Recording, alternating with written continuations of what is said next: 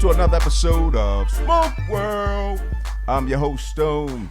I want you to go grab that cigar, grab a glass, whatever you're drinking, sit back, and we're going to have a conversation. You also can find me on Instagram at SmokeWorld50. And we actually have Gmail now. That's right, we have email. We're sophisticated. We're on top of technology. Send those emails to smokeworld50@gmail.com. I am honored to have the Brothers of the Leaf. I have State Senator, Delaware State Senator Darius Brown in the building. Pastor Sean Lee is here. And John Wright, a court officer, is in the building. We will be discussing a few things jumping off. How are you, Senator? How's everything, sir? I'm doing fantastic, man. Thank you for having me. Let's get to it. Yes, sir. Pastor Sean Lee, how you doing this evening? Super. Great. John Wright. I'm so honored to be able to participate in this podcast. Listen, what's up with all this modesty tonight? yeah, I'm you trying see to that? understand this. Super. I'm so honored. What? I am honored. You just don't know I'm honored. To be able to Oh, participate in man. this Stop dialectic. all that. What we smoking tonight? What we smoking? Yeah, talk to me, brother. What's going on? I just got finished smoking a AJ Fernandez New World. Really? I don't smoke. Okay. Well, that's good, Pastor. I mean, fellas, we got a lot going on in the world today, and we'd be remiss not to discuss what's going on. We got police reform. Let's start with that. Police reform. We're going to go around the table. I'm going to start with you, Senator. What's been taking place in America as it is today with the police reform? What are your thoughts on that whole, subject as far as police, Black Lives Matter? Where do you stand on that scenario? Well, number one, Black lives do matter, and I think what we've seen, no matter if it is in Minneapolis, Minnesota, or in Louisville, Kentucky, or in Atlanta, Georgia, is that we have to look at the humanity of individuals, no matter what color we are, no matter what uniform we put on. And if we can really identify with one another in our human nature as brothers and sisters, hopefully a lot of the things that have occurred over the last month wouldn't occur. But because they have occurred, we got to have this conversation tonight, which is an honest conversation.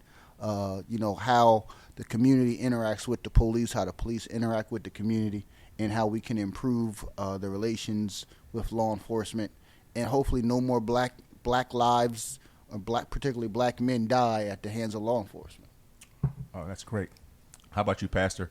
What are your feelings on the scenario where we're at in America today?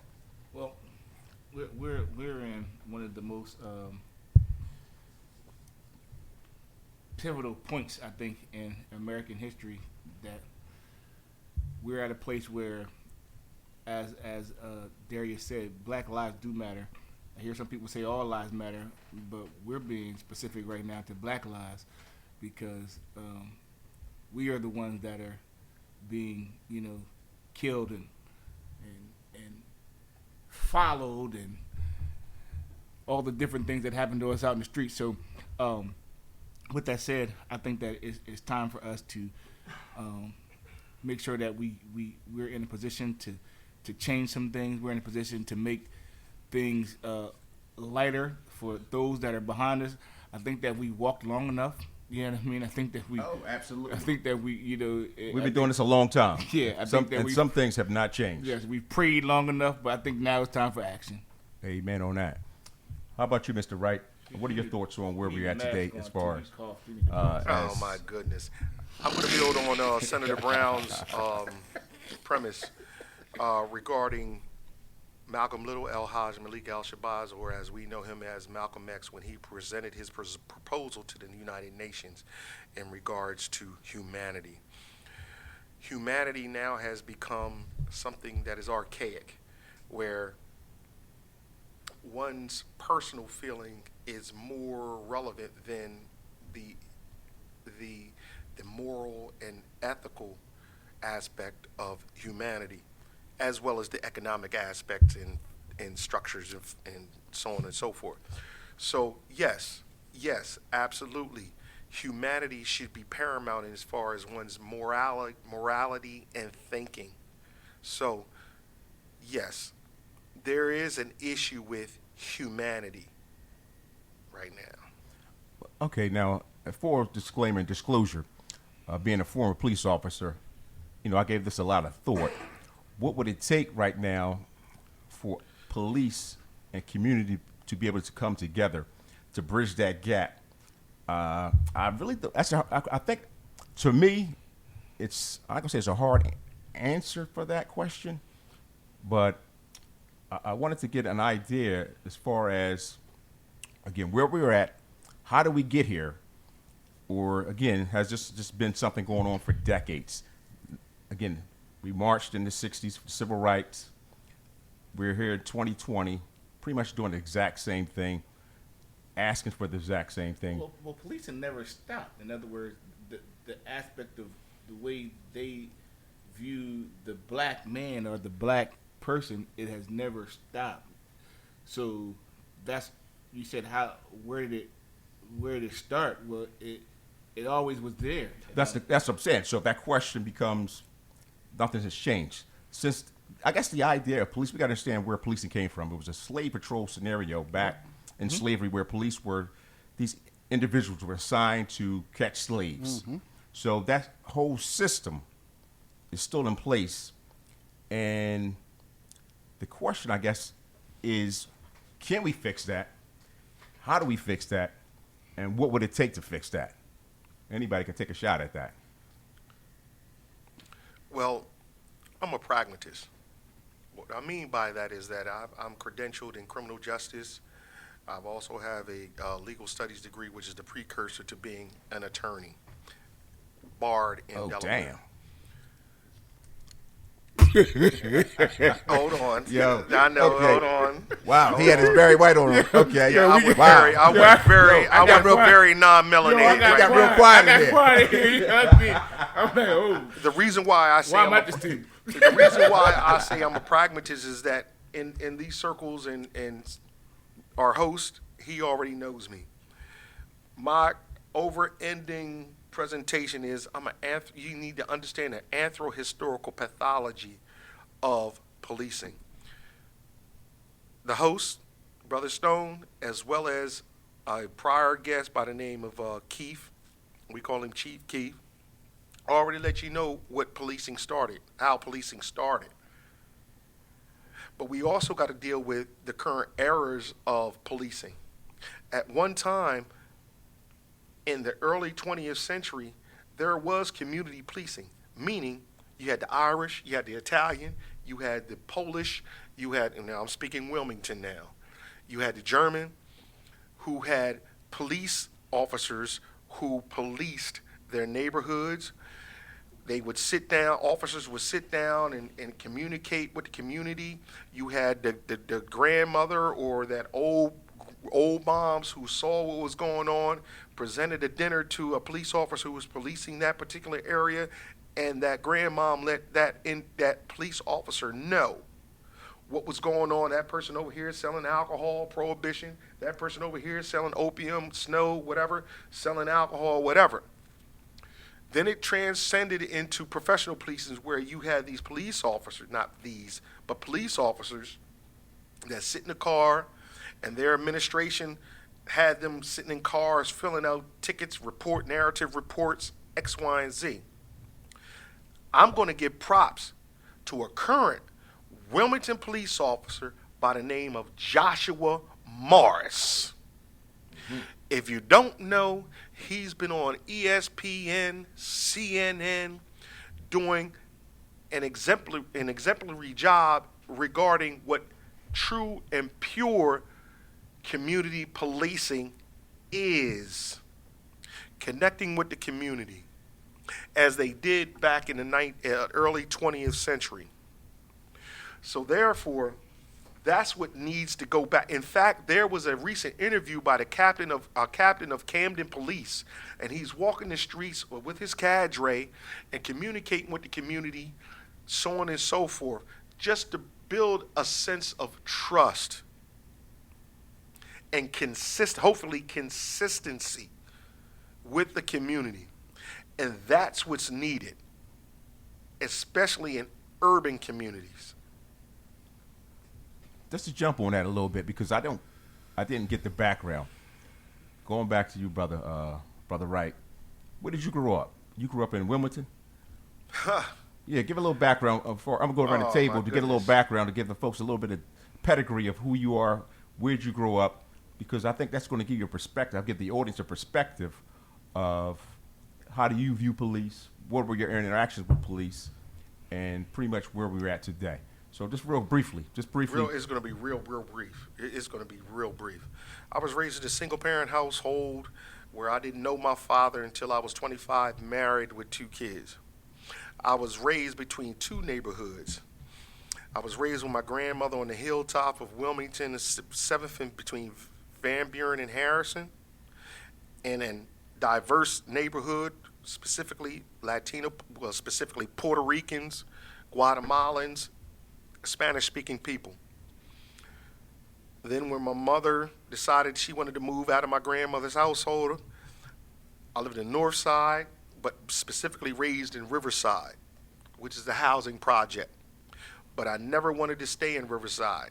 Sean, I was also passed off to my aunt, and that's how I met Sean Lee. I passed off of my aunt on the east side of Wilmington, which was, hot, if I could say that, back in the 80s. And that's how I met Sean Lee. I also, Okay, that's what's Pastor Lee. Yeah, I apologize. No problem. Now, Go Pastor ahead, Lee. Mr. Lee. So I grew up on the east side in Compton, and then we when I was younger we was on the east side. Then we moved to the west side of Wilmington, that same area that John was just talking about, where it's a very cultured area. You have Spanish, you have blacks, you have whites, you got everybody over there in that area, and got a chance to grow up in the community center there. That's another thing that we don't have nowadays is community centers, Yes, sir. on every corner and all that. We don't even have corner stores on corners anymore. But anyway, so I'm west side, you know what I mean? Okay, that's what's up. How about you, Senator? East side till I die, baby. Yeah. East side till I die. Ivan Bannon. From Bethel Villa to Bethel- Poplar Street, Oh. CB Dub. Ah. That's where I'm from, up top, baby. That all day long, all day long. Okay, If now I can add on that, hold on, Stone, sir. if I can just Yes, share sir. some Wilmington history. Yo, East Side, back in the day, when our fathers and grandfathers was rolling, East Side was like Black Wall Street back in the day. Back in the day, it was every corner. It was Absolutely. the doctors, was the dentists, was Yes. the professionals. Every Yes. teacher at Howard High School lived on the funeral east side. science, Everything was there. Undertakers, all Yep. that. Yes. Yep. It was our own little Harlem Renaissance right there. do you think that's a component?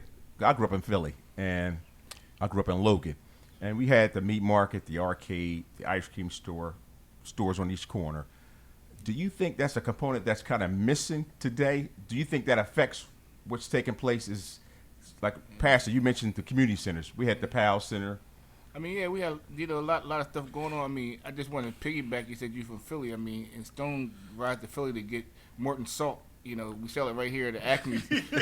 Right. On the way back. It's a different type of salt in Philly. That's what you call throwing salt. So the pastor's throwing salt right now. Dying eyes, yo, he throwing shade. That's what he doing. Yo, man, I gotta go to And throw it Philly, over get my your seasoning. shoulder to keep the bad spirits Don't off. they sell seasons here in Delaware? Why you gotta ride away back to Philly? It's like an hour ride, man. It's like an hour ride. Blue I'm just label saying. with the I just girl wanna with the throw that out umbrella on the there. joint. Yeah. It's a different type of salt in Philly. Because I thought we would have saw Earth. I thought we would have saw on Earth. No doubt. That goes without question. It's biblically, it's spiritually. Go ahead, Pastor. Go ahead, man. I'm just messing with you. But no, I want to get back and to find out because again, we did grow up with all that. We all about the same age group, and we had those community centers. We had the parents who actually looked out. Who Absolutely. you actually get 2 beatings. Absolutely. If the neighbor down the street, Miss Mary, saw you doing something. Absolutely. Like, come on, Miss and holler Ma- your name. Absolutely. So, do you think that's a missing component today? Absolutely. But do you think that has any relationship to what's going on? Yes That- and yes and no. Preach. So Yes. it's important to understand the context of community that yes, it was good to have that fabric of community, but as There was white plight, which left African Americans in urban centers around the country. We've also seen the divestment from African Americans as they have experienced upward mobility, where they've also left urban centers around the country. So when we talk about things we used to have, my argument is the things we used to have we don't have anymore because we're not there.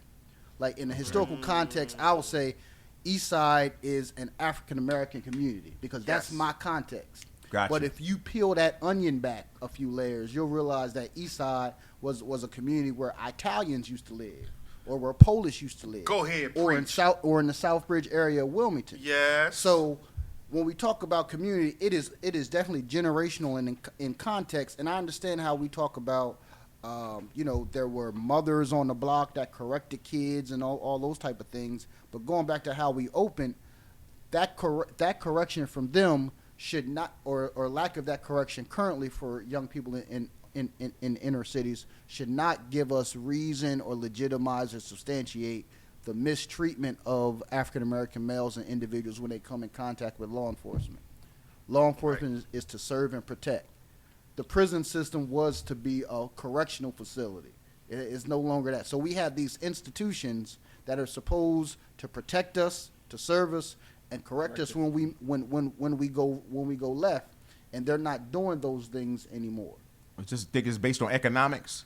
The fact that this is a profiting, that you speak of corrections.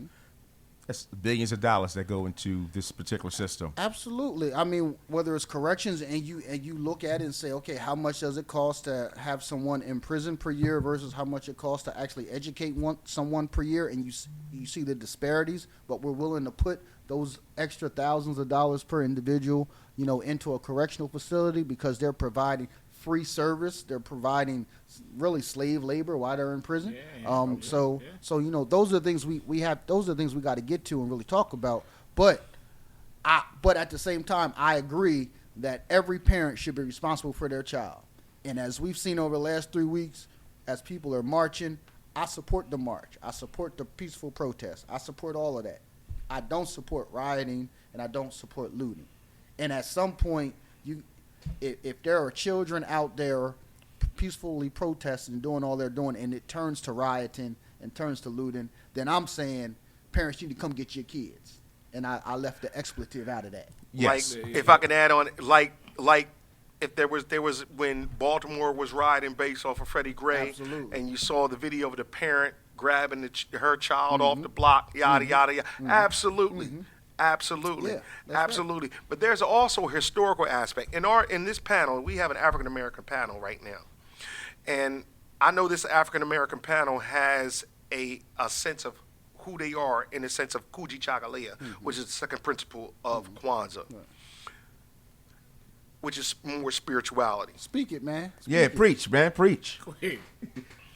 Say it again. What's that word again? Kuji Chagalea. Yeah, did y'all get that? Yes, the second principle of Kwanzaa.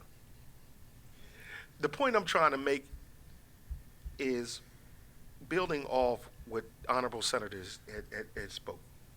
Look, it was our culture. Well, desegregation was a worst thing that happened to African American culture here. Every culture that came here to America created a system within themselves, and they're flourishing. You go to 7th and Arch in Philly, you got a Chinese bank sitting at the corner of 7th and Arch. Touche, host. No doubt. Proceed. Philly in the 90s had a black bank, but X, Y, and Z. Now, I'm not going to go too far, but the point is nothing wrong with a sense of, I'm going to use this placated word, nationality, where we look out for ourselves. And policing should be the same thing, going back to that original premise of community policings of the early 20th century, where the Irish took care of the Irish, the Polish took care of the Polish, the black took care of the Polish. Now we got this thing in Wilmington where you got these trying to diversify in this current ending of professional policing where you got a Korean guy with a black person, a white guy with a black guy, officer, pardon me, officer. And you find that these cats are so disconnected because, and state senator, because you was also city representative as well in your current elevation, where these cats, officers and their policy, internal policy, where you can live in Wilmington. You can live in Wilmington for 5 years, but after that you can move wherever. Yeah. Do you concur? So therefore, you got these cats who have a disconnect to the community. And that's the issue. Yeah. That disconnect. Go ahead. It is disconnect, but it's also livability and desirability. So let me say, there's lots of guys I grew up on the east side, have families. I would love for them to live in the city, but they've moved outside of the city because they want to provide a certain quality of life for their family, right?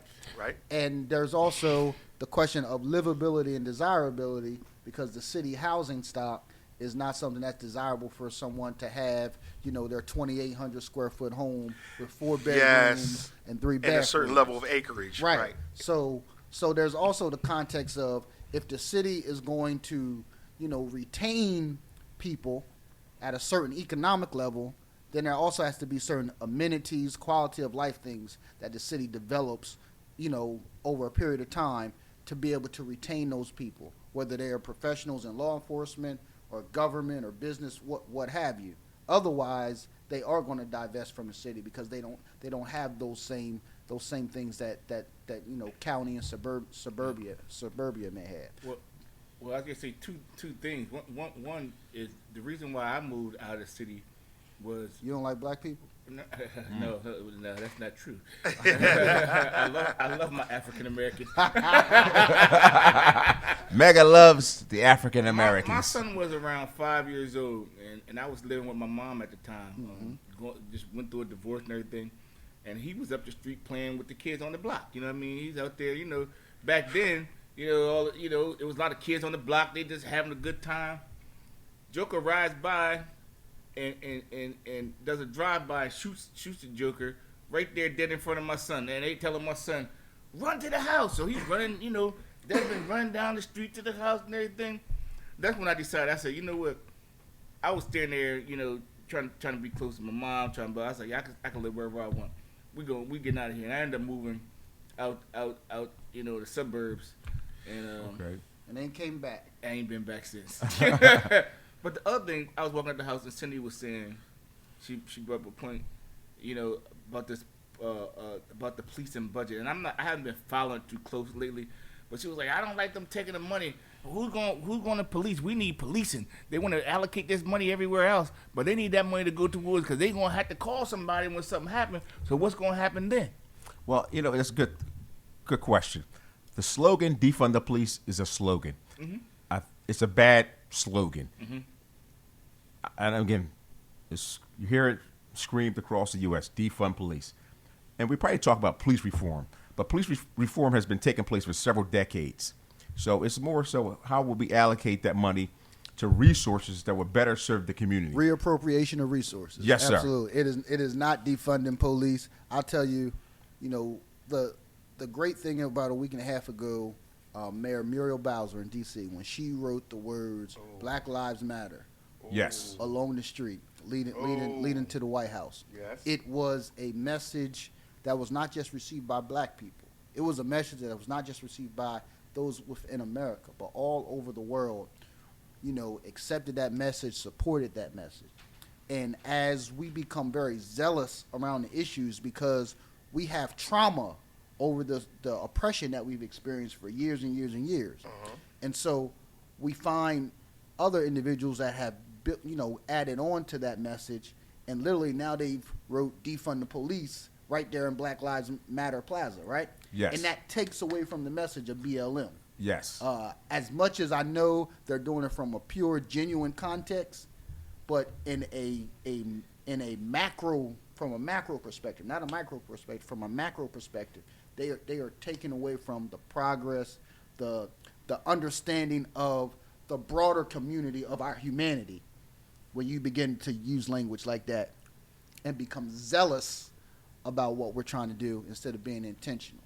Right, because you hear a lot of, say, right-wing individuals who utilize that line, defund the police, and they utilize that to say, okay, here, these liberals, these left-winged folks want to get rid of the police departments. They don't want police. That's not what we're saying. But I guess the question becomes, should we be reallocating funds and taking funds from the police? Is that what we're doing? I mean, here's the thing. Again, being a former police officer, I think you do ask police to do a lot of things. Mm-hmm. And as a police officer, you get trained, your key job is protect and serve. You have police officers out here dealing with mental health issues, suicide. You deal with family crisis, whether it be with the children, the parent. So there's a lot of things in there that police do. And when you say maybe we can reallocate that money to those resources that can better use it, instead of calling you can call 911, but instead of having the police come out to deal with somebody with a mental issue, you could have someone who actually specializes in that, because we can't be experts in everything. No, right. You know, that's just the reality with police. We can't be experts in mental health. We're not experts in the social service world, but we're asked to do those things on a daily basis. And when you hear the word defund, automatically you're thinking, okay, take the money away from police. No, we all realize that we definitely need the police. If you want to call 911, somebody's coming in your backyard, coming through your house, you want to call the police. But again, the reform, again, using that word, reform, we may have to take a look at certain things that we're doing as far as how we are asking police to do certain things that maybe they shouldn't be doing. That's all. That's just that conversation headed in that direction. So I'm thinking if we can all get on the same page, and I had a guest prior to what does reform look like? Like what should change in policing? That's $1 million question. Like what's the behavior that should change? You know, when you talk about a chokehold, most law enforcement agencies, at least in Delaware, is going to tell you that chokeholds have been prohibited, banned for years. It's not even a practice that they have, right? Yes, sir. Like I've had that chokehold was banned at what's the bull's name? Rodney King. Right. It was banned then in so the 90s. I've had the 92. I've had people talk about it in the context of Rodney King. I've also had people talk about it in the context of do the right thing. You know what I mean? And that's from the 80s. Right. Yes. So when you talk about that, when you talk about the Officers' Bill of Rights, you know, when we talk about the White Book, when we're going to open that up and make that public, you know, like those are the things when we talk about reform. How far do we go on those issues? And then at the end of the day, you know, we still have a whole lot of other things that are going on in our community, whether they're, you know, moving statues of empirical slave, you know, heroes of days gone by, or whether they're making Juneteenth holidays, and all of those things are good. And, you know, the other members on tonight may disagree with me, and, you know, that's fine. I want the back and forth tonight. But, you know, my thing is, after we do all that, I still need you to invest in poor black neighborhoods, because that's the only way we're going to change the trajectory of young people, and even the adults and seniors that are living in depravity and marginalized and in poverty. What do you think that we changes, I guess, legislation? What would it take to kind of get there? Because, again, you asked a good question, reform. Yeah. What does that look like? And that was the question I asked in the beginning. I kind of pondered on it. You know, you're in law enforcement, so you tell me what you think. I mean, again, you've lived it. So yes, sir. Yeah. Well, I want to know what you know. Yeah. Again, diversity, because again, here's the thing, and going back to what Brother Wright was saying, as far as police living in those communities, we don't live on a police island, so it's important, and that's why I say it's an important aspect that police be part of that community, because again, when you live there, you're part of that community. A lot of times nowadays, police departments have set up where individuals come to police that area. They come there for 8 to 10 hours. Some of them cause havoc, and then they go to the suburbs, hour away. So there's a disconnect. They're not really part of that community. They're there to basically, it's us against them mentality. There is no cohesiveness as far as community policing. And it's a problem because the fact that what John was saying earlier, Brother Wright was saying, police right now are just strictly in their cars, writing reports. They're not out on foot beat. They're not intermingling with the community. They're not dealing with the community. Not one-on-one. They don't know the neighbors. They don't know the kids. It's the mentality is unfortunately us against them. And that's just my personal opinion. And that is the problem. When you have an us against them mentality, it's never going to work. You're not going to be part of that community. Your mindset is strictly going in, let's go lock these people up, and we get out. It's not dealing with, hey, Miss Mary, hey, hey, John, talk to the kids, explain to the kids. And you mentioned officer in Wilmington. What's that officer's name again? I'm going to say it one more time. His name is Joshua Morris. He's on IG. I can't remember his IG, something 302, stay 302, whatever. Hold on. In fact, I'm pulling it up right now. I'm just Stay Real 302. Okay. Stay Real 302 on IG. To our listeners, locally, globally, y'all need to get on that boy's IG and see the work that he's doing. And he's blessed by God as well. Amen. Amen. He's blessed by God as well. Oh, also, here's another tidbit. Last summer, real talk, last summer, he do community workouts where anybody in the community, city of Wilmington, come to PS, come to Southbridge Park, whatever. We're going to get your body right, your mind right, and your spirituality right. Amen. Amen. Pastor, did you want to jump on as a segue? There's anything that you want to follow up on, Pastor, based on Brother Wright's spiritual moving and well-being? Other than he been coughing a lot tonight. First of all, man, I'm clearing my throat. It wasn't cough, it was clearing my throat. So I got concerned about he's that. in violation. Let's do this then. COVID-19 violation. You can stay Respiratory on this side. droplets. COVID violation 5409. Respiratory droplets Yes. are falling. Yeah. And, But in the whole time, I was all in my elbow, which is within the CDC policy. We're not going to go over there. There's a lot of confusion with the CDC policies right now. Because Trump said one thing. Yes, he says. Or World Health Organization, I can go there too. And He speaking said of we can cite COVID-19 that. is disappearing. We can cite that too. He definitely said that. Okay, let me do this for you to secure and make certain folk comfortable. Well, folks, This we're what having I'ma a slight disagreement here at the table. We don't want anybody. It's jocular. It's very jocular, so it's all good. Okay, I'm he's gonna trying to put the make- mask I'm on gonna- backwards. But that's all right. Yo, We're going to pray for him. It is what it is. We're definitely going to pray for him. It is what it is. And another issue that's I want the that's a blue hot one. topic right now is Mr. I'm Brooks matching. from Atlanta. Oh, yeah. He was shot by police. He had the taser. running. Yeah, he was fleeing from police, and he was shot in the back. I want to get your perspective on that, Senator, based on how do you feel about that, sir? I'm hoping that the district attorney's charges hold.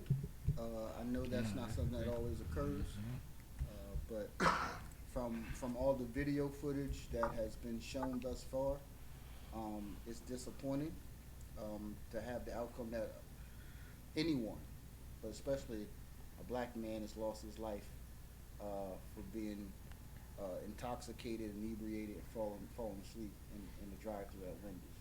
I don't think that at the end result of that should have been losing your life. Absolutely. How about you, Pastor? Yeah, I looked at that thing, man. I was just like shocked, that the brother started running away, and your response to stop him was to use deadly force. And then I just seen a video online just today. I was looking at a video online with the white gentleman who was the cop told him get on the ground, get on the ground. He got on the ground, then got up. He was drunk. Then ran and got in the car. is this the one that he chased the officer? The officer started running. Is that Started running, same chased the video? car. He hit the cop's car, then got out and ran. And at no time did that cop pull out a gun the whole time. He got in his car, took off. Wow. How about you, Brother Wright? What's your feelings and perspective on this particular scenario with Mr. Brooks, the shooting that took place in Atlanta? I'm going to say this. Legal precedents needs to change in regards to that particular issue where a police officer can shoot an individual in the back. The standards change for an individual who has a carry concealed, to protect their home, and an individual infiltrates their home, and if that individual who is robbing the home can turn their back and leave the house, but citizenry are held at a higher standard than law enforcement. I'm going to cite Tennessee versus Gardner for those who are researchers. I'm going to leave that alone in regards to the explanation of it. Read it. Research it. That's the over-ending premise that needs to be said, needs to be pushed, that needs to be. You need to do your research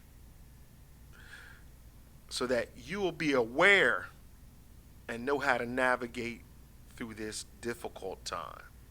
Interestingly enough, I just discovered that in Georgia, their statute states that a taser is a deadly weapon.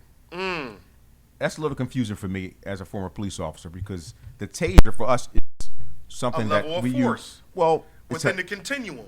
It's a non-lethal. Non-lethal, but that's it's correct. Within the continuum. Absolutely. Right. But that could be confusing. Again, to me, in my personal opinion, for a police officer, you tell them you have a taser.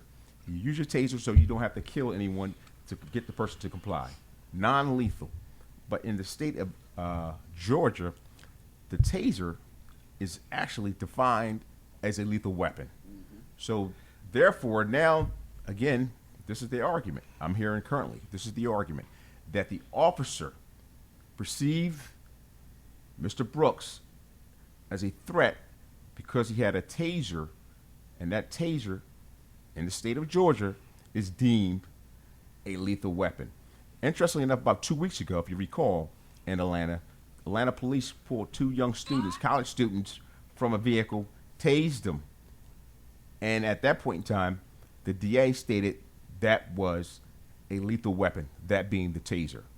So I'm a little confused on, as a police officer, I would tell you, again, my taser is my non-lethal weapon to utilize for compliance. A gun, that could possibly take you, you're looking at deadly force at that point in time. Honorable Brown, could I? You got it. Okay. No. Because I'm coming right behind you. Okay? Roger that. Absolutely. Roger that. When you go to European countries, let's deal specifically with England.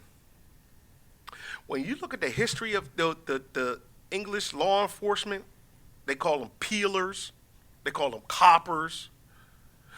Those individuals, in essence, and they still use batons.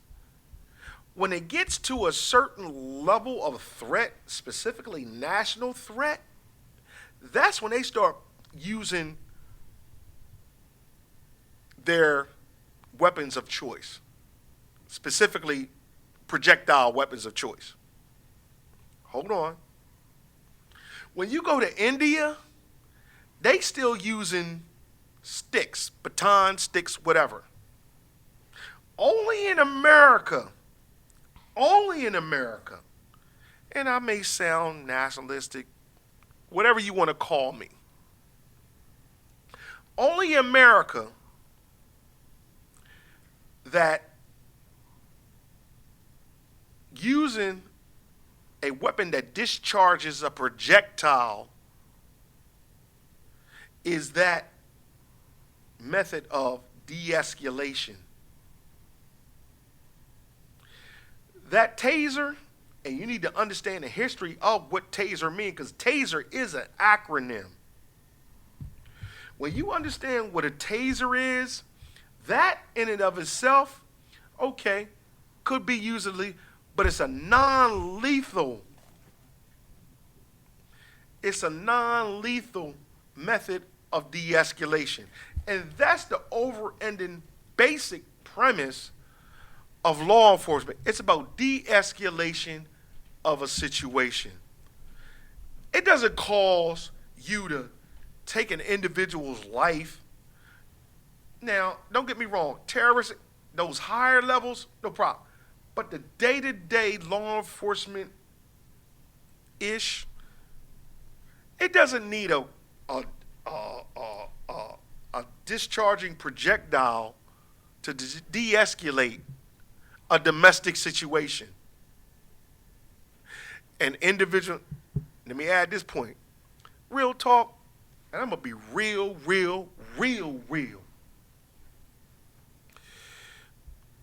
And law enforcement can appreciate this as far as a physicality. I'm a 4th degree black belt in Goju-Ryu, Karate, Do, and Jitsu. Wow. When I deal with what I need to deal with at the courthouse, it's all verbal. It's about letting them feel as though that they can get their voice heard. And you shut your mouth as a law enforcement officer in the court, whatever level it is. Let them get it. Let them get whatever they need to get out. Okay. So what can I do to help you out? The machismo come in certain demographics.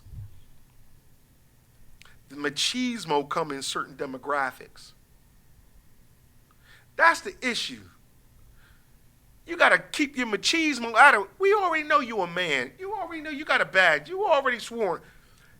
Keep your machismo. Okay, sorry. With this situation, I'm sorry to interrupt. my bad. The machizo? Machismo. Macho Man Randy Savage. Ooh, yeah. When you look up in the I do apologize to the audience. He's using some big words. I'm not really familiar with that particular word, sir. You have to define that word, sir. Machismo? Yes, sir. Come on, man. Okay, all right. Machismo. Yeah, I went to public school in Philly. It's okay, I went to a public school in Newcastle County, Delaware. Machismo is that masculine aspect where when I come at you, I'm in charge. I'm in charge from the rip. If I tell you to do X, Y, and Z, comply. If you don't comply, I'm going to do whatever I need you to do based on an individual's level of machismo. It's all about verbal de-escalation, like I stated previously about the captain in Camden County, New Jersey, to be able to talk to the people. With this current time right now, folk don't want to listen. Do what I want you to do. Shut your mouth. Make it happen. You don't do what I tell you to do, I'm going to do what I need to do. No. It's about, listen, folks is in pain right now.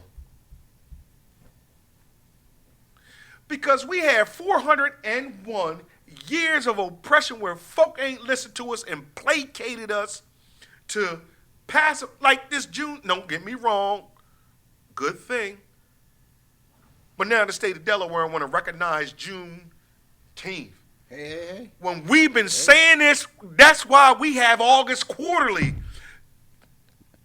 For the record, let me Go for ahead, the record go for ahead, your go listeners, ahead, Senator. Juneteenth has been recognized as a holiday for 20 years in the state of Delaware. State Senator Margaret Rose Henry and former State Representative Wayne Smith sponsored that legislation.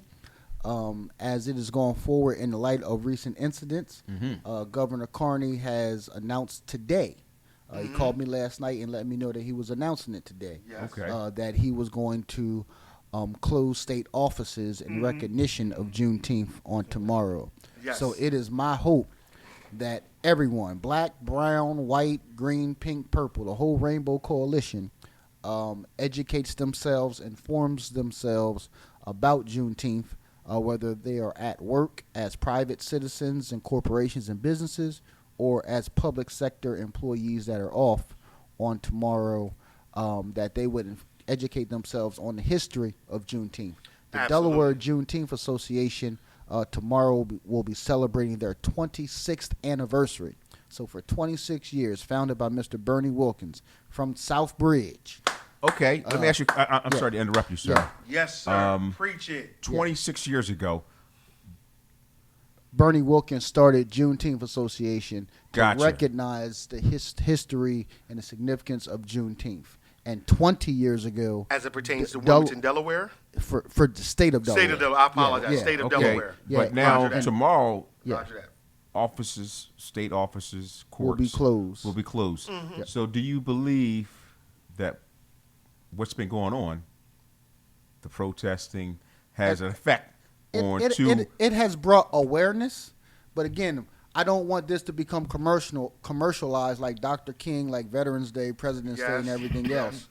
But Juneteenth has a significance in the context of African Americans, and I believe African American history is the history of our country, is American history. So it should be recognized, it should be celebrated. I accept, I receive, I'm in support of tomorrow's closing of state offices. Do you think this is something? Can I give an announcement? This is just for you. Okay? Yes, sir. So as we go into the General Assembly session, we're done on June 30th. We come back in January, but I will be sponsoring and filing legislation to establish Juneteenth as a state holiday Excellent. in the state of Delaware. Excellent. I was going to ask. That was But a that question. came to you first. Yes, sir. Okay. You heard it first on Smoke World. Excellent. Excellent.